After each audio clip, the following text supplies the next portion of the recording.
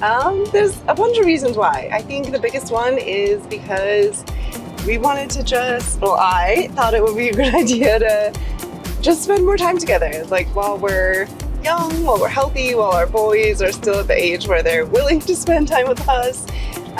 You always hear that it goes by so fast and you're going to be sending them off to college, and Theo's about to turn 9, Max just turned 11. It just felt like the right age for us to embark on this kind of adventure where we could, do some things that you can't do when they're younger, some longer hikes, some longer days, some more exciting activities. And so that's one of the main reasons. As of today, we had put the house on the market in May. Yeah. House is empty. Got a buyer pretty quickly, got near the end of that. Had some crazy issues with the town where there was a room that was added before we bought the house that wasn't built up to code, but long story short, we had to do some demo, bring things back up to code, and we still lost the buyer.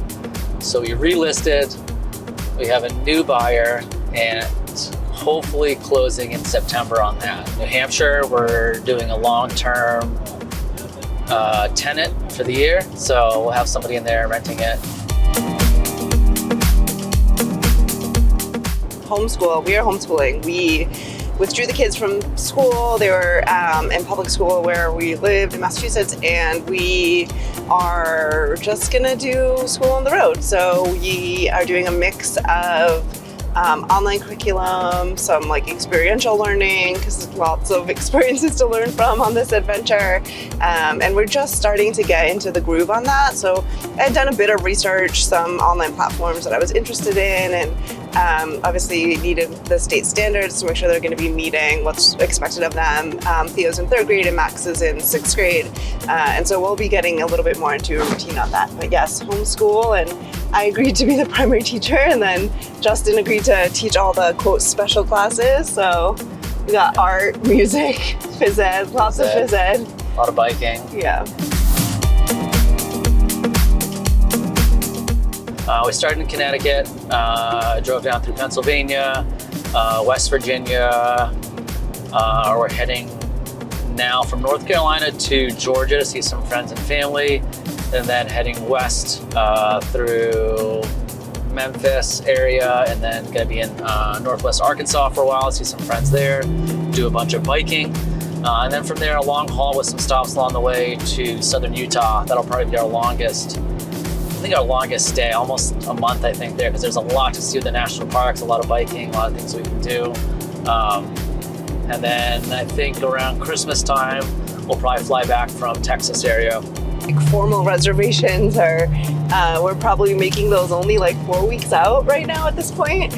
But for right now, we've been pretty successful planning like 4 to 6 weeks in advance, doing some reservations, and we're trying to mix it up between like RV parks or formal campgrounds, state parks or harvest hosts, or just get a variety of places to stay. And I am looking forward to doing some boondocking as well, and so hopefully that will alleviate maybe some of the more exclusive national park areas where we can find some BLM land or other places to do some boondocking. Just seeing like so many of the beautiful places in this country that I've never seen.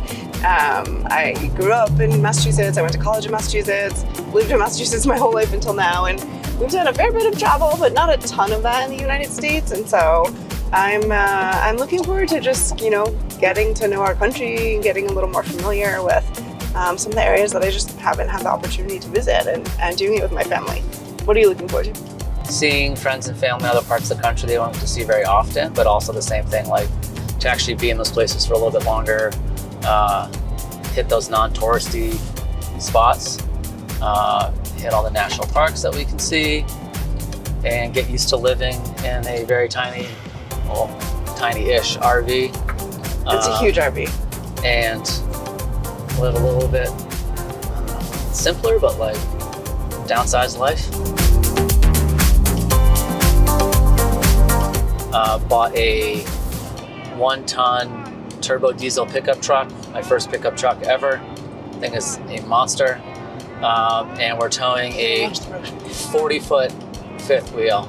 I've never towed something like this before, so it's definitely it's definitely a steep learning curve. There's a lot that goes into it, just understanding how it works and all of the various things you need to do from a maintenance perspective. And so it's fun to learn new things. It can be overwhelming and it can be frustrating, and everything takes a lot longer than you think it's going to take. But every time we kind of pack up and hitch up, it takes a little bit less time and you get into more of a routine and a groove. I'm really bad at the intros and the... Thanks for all your questions. And if you have anything else you're curious about, let us know in the comments and do our best to answer. That's why you have a communications job, so much better at it than I am.